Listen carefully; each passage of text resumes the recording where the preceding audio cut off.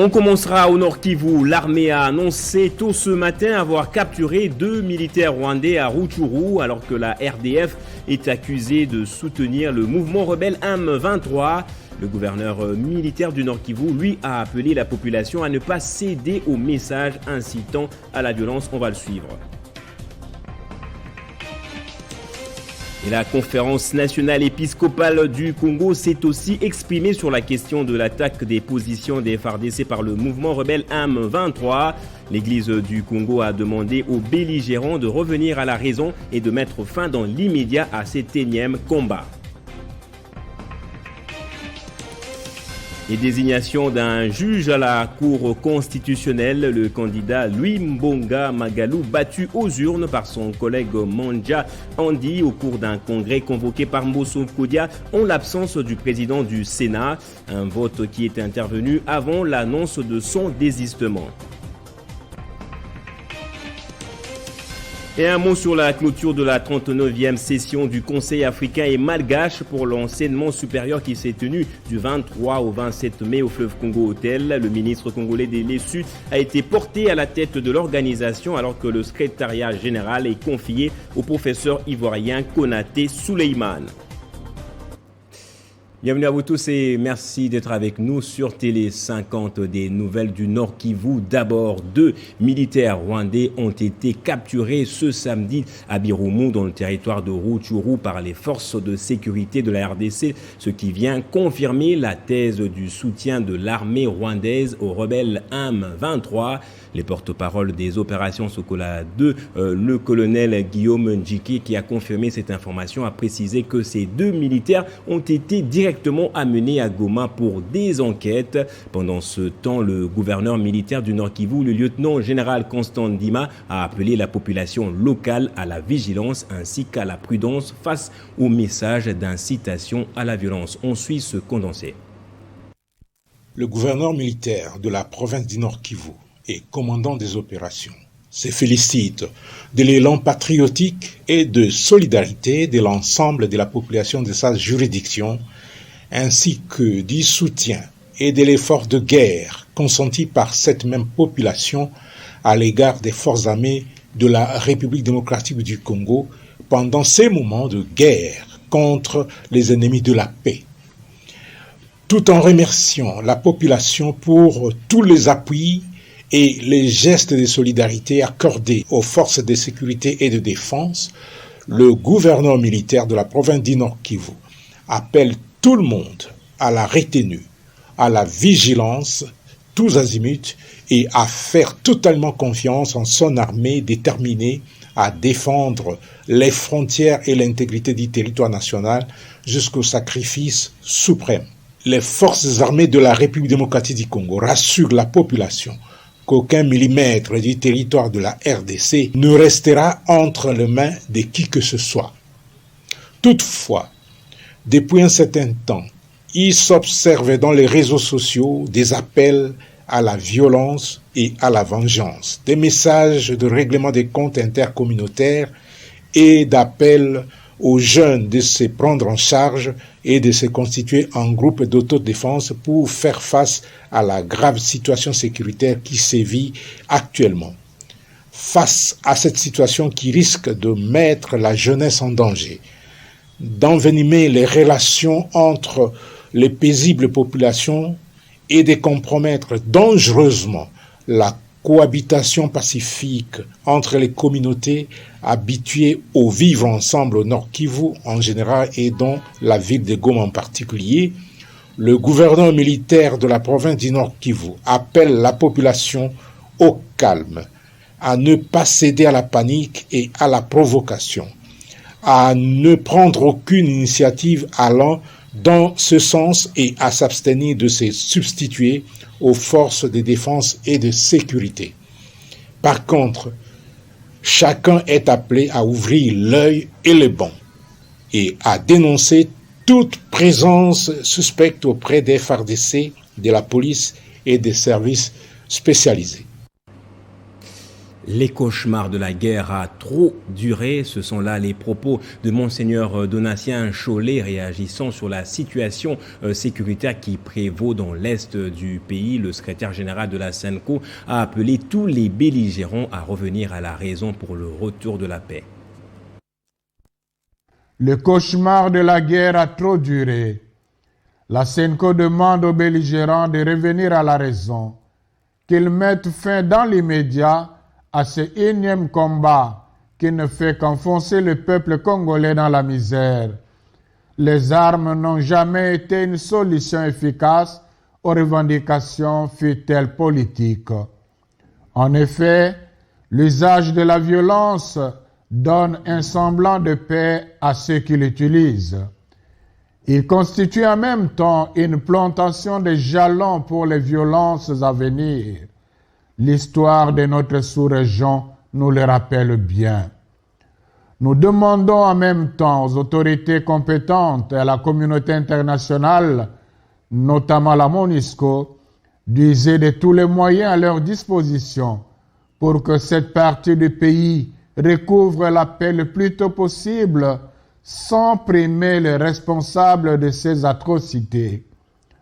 Enfin, la SENCO demande à la population congolaise d'encourager nos vaillants soldats de FARDC qui sont au front et de dénoncer toute personne identifiée comme ennemie de la paix.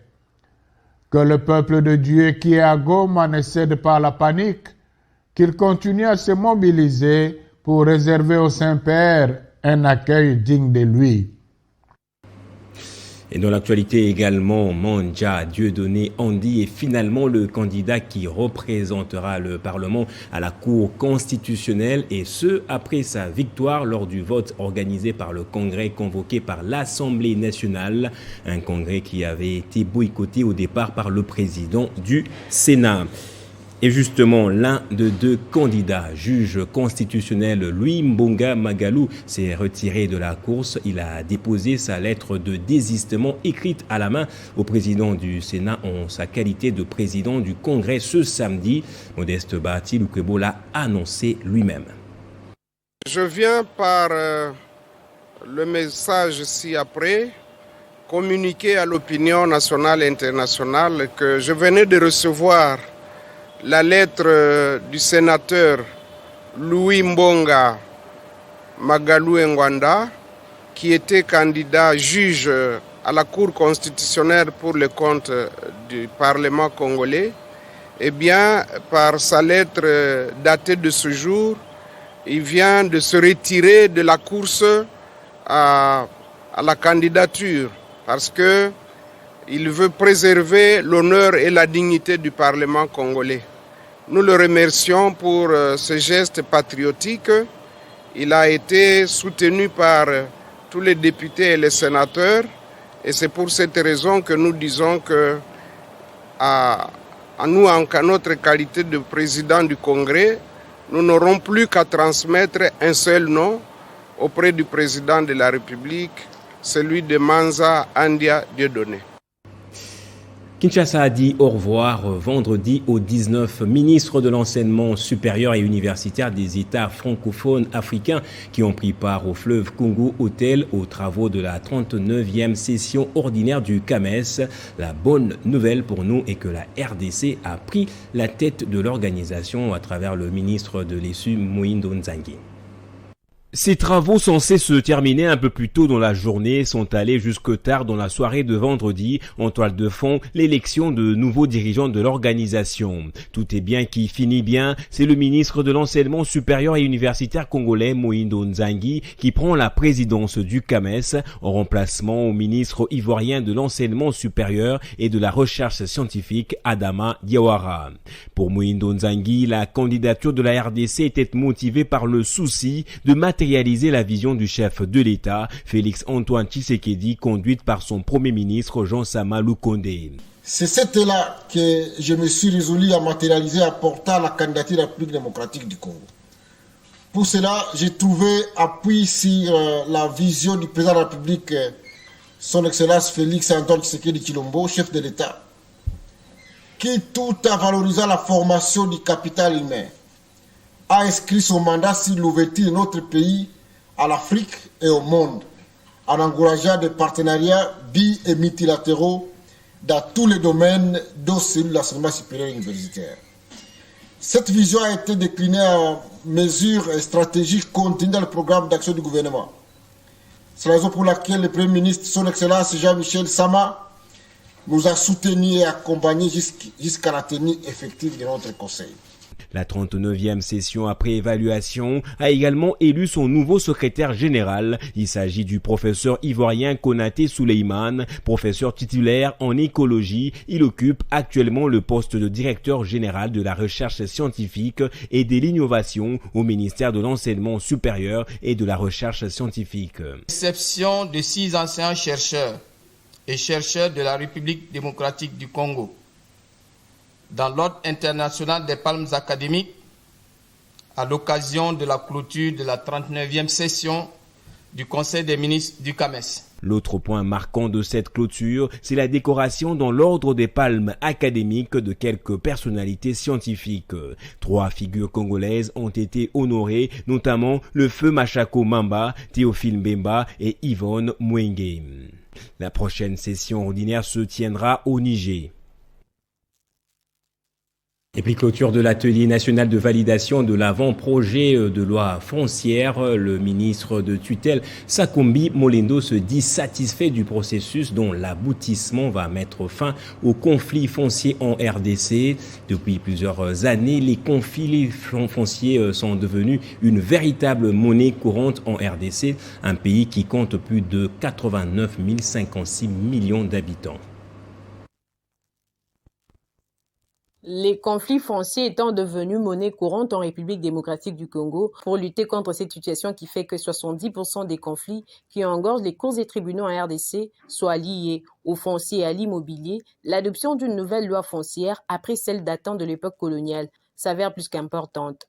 Voilà qu'aujourd'hui, avec Sakombi Molendo, à la tête du ministère des Affaires foncières, ces processus des réformes foncières visant à doter le pays d'une politique foncière nationale et d'une loi foncière mise à jour et enfin, en train d'atteindre son aboutissement. C'est ce qui justifie la tenue de l'atelier national des validations de l'avant-projet modifiant et complétant la loi numéro 73/021 du 20 juillet 1973 portant régime général des biens, régime foncier et immobilier et régime des sûretés tel que modifié et complété par la loi numéro 80/008 du 18 juillet 1980.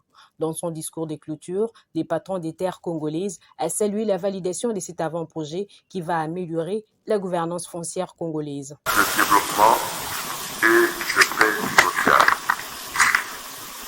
Tous ceux qui, d'une manière ou d'une autre, ont contribué à son élaboration, à commencer par vous. Venez de participer à cet atelier. Vous êtes des soldats de la paix foncière congolaise. Vous avez validé la voie pour un nouveau Congo. Toujours dans son propos, Sakombi Molendo a salué le leadership du président de la République sans lesquels cette prouesse n'aurait pas été possible. Avant son dépôt à l'Assemblée nationale pour discussion et adoption par la représentation nationale, l'avant-projet de la nouvelle loi foncière devra d'abord franchir l'épreuve de feu de la cellule technique de la Commission nationale des réformes foncières, CONAREF en sigle, du comité des pilotages et du Conseil des ministres. La population de la province de l'Ituri a bénéficié de la réhabilitation de 3 ponts, une œuvre accomplie par l'Office des routes grâce au management de son directeur général Herman Moutima Sakrini. Ces ouvrages qui ont été livrés à la population permettront la fluidité des trafics.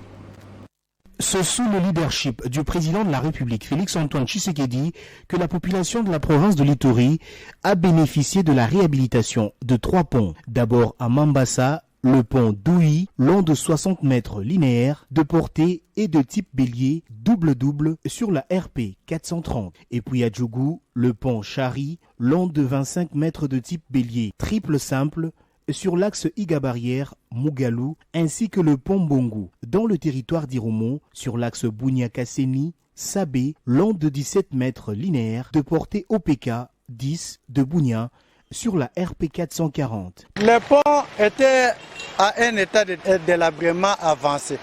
Pour éviter à ce que ça tombe avec un véhicule, ça allait nous priver de beaucoup de choses. Et surtout, les contacts seraient coupés entre Mungwalu et la ville de Bunia. Et c'est une zone opérationnelle aussi, utilisée par nos militaires pour la sécurisation de la province. Une fois coupé, tout ça deviendrait impossible. Alors, l'office de route étant gestionnaire de l'axe et de tous les ouvrages d'art, et aussi comme entreprise conseil de l'État congolais en matière des infrastructures, routiers et ouvrages d'art, ponts et bacs, avait émis un souhait que ces ponts soient réhabilités. Tout ceci grâce au management du directeur général de l'Office des routes, l'ingénieur Herman Mouti Massakrini, sur financement du Fonds national d'entretien routier. C'est ce qui a permis à la direction provinciale de l'Office des routes que dirige l'ingénieur Roger Dikongo et toute son équipe de se mettre au travail pour livrer ces ouvrages à la population. Parlons de la présentation officielle du parti politique ACP. L'Alliance des Congolais des progressistes a déjoué tous les pronostics ce samedi.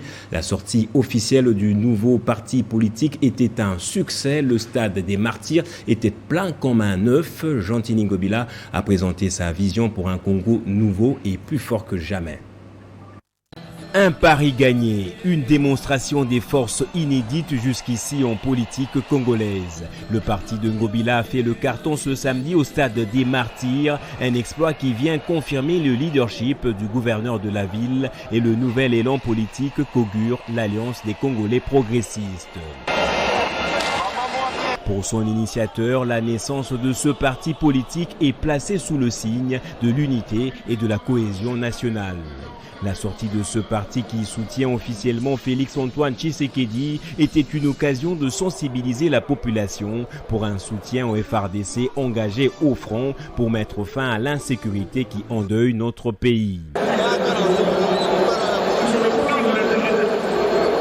Pour l'ACP de Ngobila qui revendique sur le plan national 4 millions de membres, il est impossible que Félix-Antoine Tshisekedi échoue à la présidentielle de 2023. Et dans l'actualité également, la plateforme politique Horizon 2023 a tenu un meeting ce samedi, place Vélodrome de Kitambo, auquel a pris part également le président du P4, le parti du peuple et pour le progrès. Devant les milliers de Congolais réunis, Landou Mandandou Emery est revenu sur le soutien que la population doit apporter à l'armée en ce temps critique d'agression. Soutenir le président de la République qui milite pour la sécurité et l'intégrité territoriale et remonter le moral de nos vaillants militaires était l'objectif principal de la participation massive des militants et cadres du Parti du Peuple pour la Paix et le Progrès, P4 en sigle, à l'activité organisée ce samedi 28 mai au stade Vélodrome de Kintambo par la plateforme Horizon 2023 que dirige Dadi Tshiswaka. Présent à cette activité, Landou Mandundu Emery Patrice, président du P4, se dit prêt à soutenir cette initiative. Nous sommes venus pour soutenir le chef de l'État, commandant suprême des forces armées, mais à travers lui, nos forces armées qui sont au front à ce moment, ils sont en train de subir les attaques de M23 et tous les groupes armés ennemis au peuple congolais. Pour lui, la vision du président de la République est menacée. La vision du chef de l'État est à mal. À mal parce que Félix Tshisekedi, aux élections, n'a pas réussi la majorité. Et donc, le combat, la détermination aujourd'hui, c'est qu'en 2023, après les élections, faire réélire Félix-Antoine Tshisekedi pour qu'avec cette majorité-là, il soit capable de mettre en exécution son plan d'action, sa vision. Drapeau flottant, le P4 répondra à toute invitation qui viendra dans le sens de protéger la nation et prêter main forte au président de la République. Et plus de 350 femmes ont été sensibilisées sur la situation politique de l'heure lors du congrès organisé par le SIC 0 Goma dans le Nord Kivu. Ces femmes ont été formées sur le leadership féminin pour une bonne autonomisation dans la région des Grands Lacs. Pendant 3 jours, ces femmes ont été instruites sur la position qu'elles peuvent occuper pour faire avancer la société dans laquelle elles vivent. Pour y parvenir, celles-ci doivent s'investir dans l'entrepreneuriat, la politique, mais aussi jouir d'une autonomisation financière pour participer activement au processus de la paix dans le pays, estime Tatiana Nguya, présidente du Congrès international congolais. Que la jeune femme s'engage, qu'elle n'attende plus, il n'y a pas d'excuse, qu'elle décide de poser des actions, qu'elle s'engage en politique, qu'elle s'engage à devenir autonome, qu'elle décide de prendre pleinement part au développement de son pays. Ça, c'est le message que nous n'allons cesser de répéter à la jeune femme. Lève-toi et fais partie du processus de développement de la RDC. Et donc, les femmes nous ont promis de passer à l'action, de se présenter en 2023, de prendre part au processus électoral en tant que candidate, en tant qu'observatrice, en tant qu'électrice, mais également de comprendre aussi qu'il est très important de prendre part au processus de développement de la paix. Bien outillés, ces congressistes promettent de conscientiser d'autres femmes pour construire une société plus belle et plus stable qu'avant. Pour moi, ça a été une bonne occasion de m'informer de mes capacités dans ce sens. Après la réussite du 6e congrès, les yeux sont tournés vers le prochain qui connaîtra certainement la participation de plusieurs femmes au regard de matières souvent dispensées lors de précédentes rencontres dans le Nord Kivu. Ce sont des milliers d'alevins qui sont distribués aux pisciculteurs œuvrant dans la plaine de la Ruzizi. Il s'agit d'une étape importante dans le cadre de la mise en œuvre de la chaîne de valeur pêche et aquaculture du projet intégré de croissance agricole dans la région des Grands Lacs Picagel. L'objectif étant de contribuer aux efforts des autorités afin d'inverser la tendance importatrice des produits agricoles et halieutiques. Au moins 250 arts d'étang piscoles ont été disponibilisés par les projets pour une production de 140 000 alevins aujourd'hui disponibles au centre d'alevinage de Kamanyola. C'est ainsi que Picagel et la FAO, qui tient le lead de cette chaîne de valeur, ont procédé à la distribution des alevins aux associations bénéficiaires ayant exprimé les besoins afin de disposer d'espace pour une énième production. Le ministre provincial de l'Agriculture, Pêche et Élevage a lors de la visite des alevinières noté des avancées significatives qui permettront de ne pas dépendre de l'extérieur dans l'approvisionnement des marchés de Kamanyola et ailleurs en denrées halieutiques. Les alevins seront produits régulièrement. C'est le gouvernement provincial doit mettre tout ensemble avec nos services techniques. Je suis avec l'inspecteur, il est présent ici en charge de pêche et élevage. Un grand technicien, nous avons beaucoup de techniciens dans tous les coins de la province. Le pisciculteur bénéficiaire venu de Kamanyola, Luvungi, Sangue et Kiliba dans la plaine de la Ruzizi ont remercié Picagel qui, selon leur dire, est venu résoudre une situation criante de malnutrition dans leur contrée grâce à l'élevage, lesquels projet avait été précédé de plusieurs sessions de capacitation pour favoriser sa réussite. Nous sommes très contents d'avoir comment est-ce que Picagel nous a assistés, les alevins, puisque chez nous il y avait la malnutrition.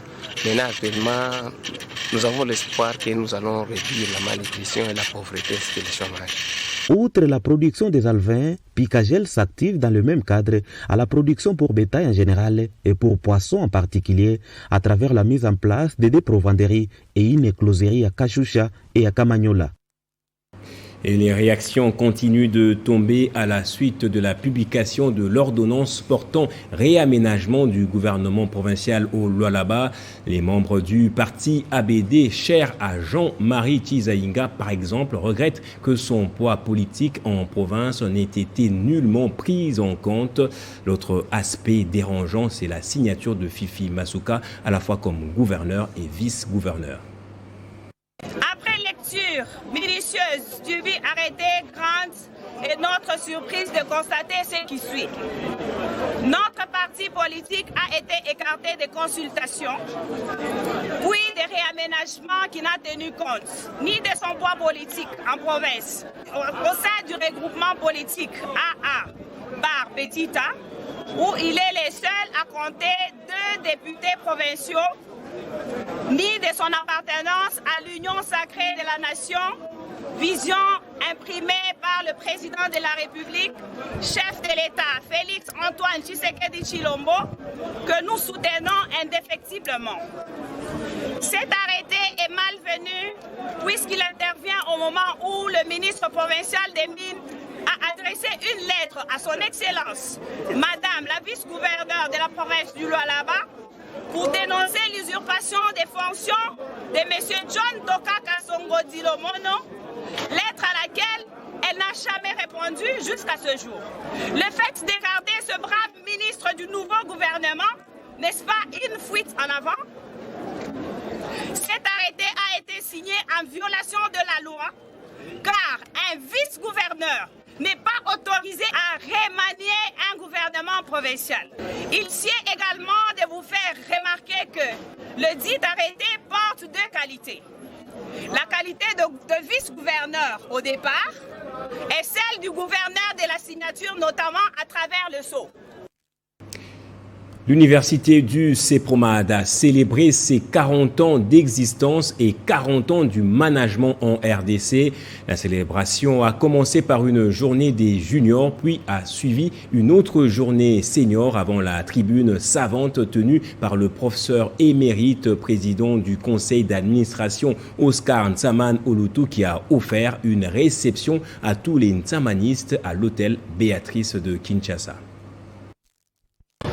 40 ans après, l'université du CEPROMAD, qui devient désormais point focal et berceau du management en RDC, se félicite pour avoir mis en place une formation orientée vers la création des emplois et des richesses en RDC, ainsi qu'à la lutte contre la pauvreté. L'homme qui était toujours incompris est enfin compris, car à ce jour, aucune université ne peut fonctionner sans la filière entrepreneuriat et management, en présence de plusieurs anciens du CEPROMAD, devenus des cadres dans plusieurs secteurs de la vie en RDC et des délégués venus de toutes les universités du CEPROMAD. L'initiateur et recteur Ntsaman a souligné que le management, comme une science transversale et multidisciplinaire, est applicable à toutes les disciplines pour former les managers de qualité devant contribuer efficacement au développement. Au sujet des réformes, il a été d'abord question de remercier le chef de l'État Félix Antoine Tshisekedi pour les grandes réformes amorcées dans le secteur de l'ESU, auxquelles le ministre de l'ESU, Moïndo Nzangi, s'implique davantage. Dans le cadre du bilan, il a été évoqué le plan stratégique de l'UNIC de 5 ans, dont l'accent est mis sur les réformes à réaliser dans les 3 cycles universitaires organisés dans les systèmes de licence, master, doctorat, adaptés aux conditions et réalités du pays. Pour atteindre les objectifs de ce plan stratégique, il a invité les participants à ces assises de réfléchir en profondeur avec les directives académiques basées sur les résolutions des États généraux de l'ESU. L'administrateur général de l'UNIC, le professeur Oscar Ntsaman, a pour sa part salué la célébration de ce 40e anniversaire et l'organisation de ce conseil d'administration du réseau des universités du CEPROMAD, appréciant les multiples réalisations du réseau des universités autonomes dans la formation de la jeunesse congolaise. Après plusieurs témoignages des anciens étudiants du CEPROMAD, les prix ont été remis à ceux qui se sont distingués dans différents secteurs, notamment le gouvernement, l'armée, l'enseignement universitaire, ainsi que les affaires.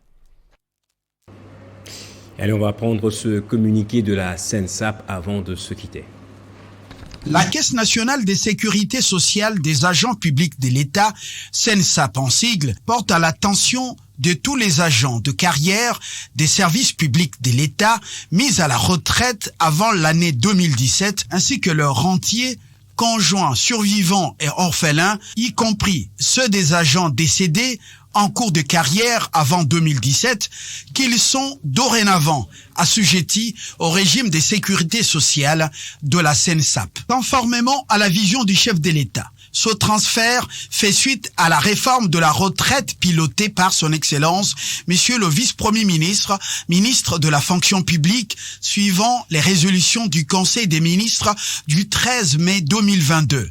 Cette réforme offre l'avantage d'une augmentation allant de 300 à 800% des montants de pensions et rentes servies actuellement par l'État aux bénéficiaires concernés à condition de remplir les critères légaux de maintien de droit. De ce fait, toutes les personnes concernées devront se préparer pour un contrôle des dossiers physiques et l'octroi de la carte de sécurité sociale de la SENSAP dans la période du 1er juin au 8 juillet 2022. Le dossier à présenter est composé de documents ci-après: une carte d'identité valide, une copie de l'acte d'admission sous statut, une copie de l'acte de mise à la retraite, l'acte de mariage, l'attestation des compositions familiales. Si le titulaire est décédé, les ayants droit devraient adjoindre à ces documents l'acte de décès du titulaire de la pension, l'attestation de veuvage, le procès verbal du conseil des familles désignant le liquidateur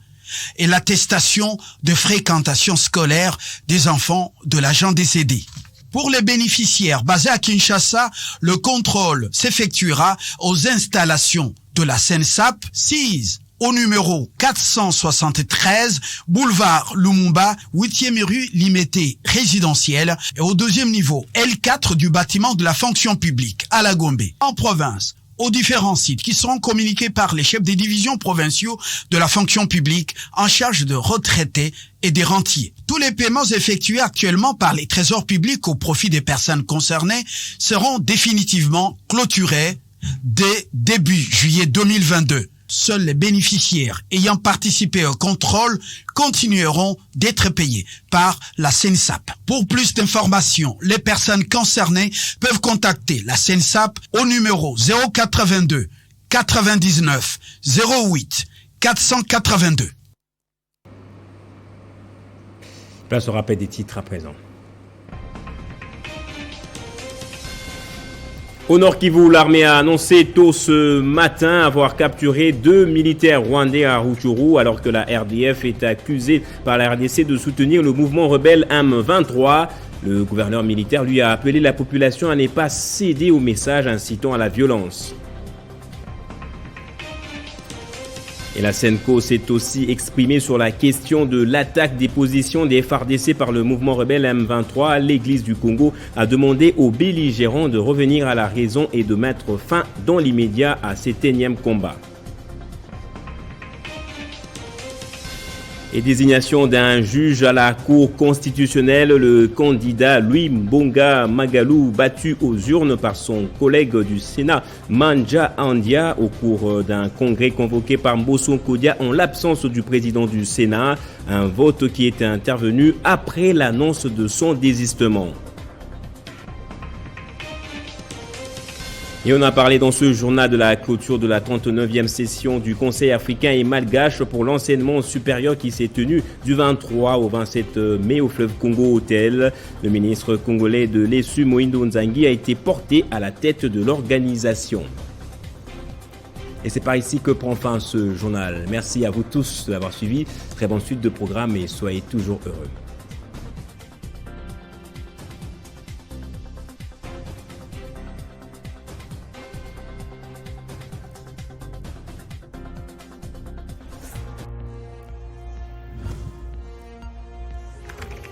L'actualité reste en continu.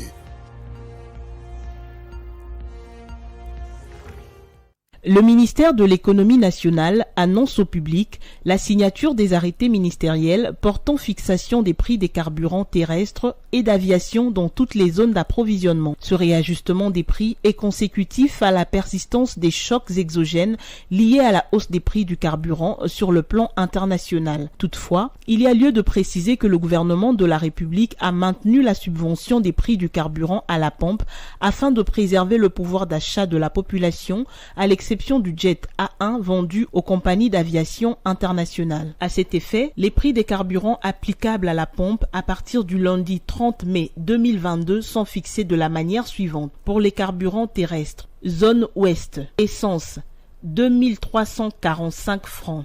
Gasoil, 2335 francs. Pétrole, 1950 francs. Zone Nord, essence, 2800 francs. Gasoil, 2750 francs.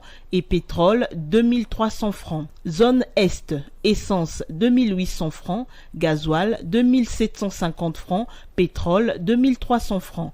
Zone Sud, 2845 francs. Essence 2845 francs, gasoil 2840 francs, pétrole 2400 francs. Pour le carburant d'aviation Jet A1, zone ouest, vols internationaux 2996 francs,97. Vols nationaux 1725,43 francs. Zone est, vols internationaux 3048,22 francs congolais. Vols nationaux, 2566,10 francs congolais. Zone sud, vols internationaux, 3247,27 francs congolais. Vols nationaux, 2427,18 francs congolais. Fait à Kinshasa le 28 mai 2022, Célestin Tuité Yamwembo.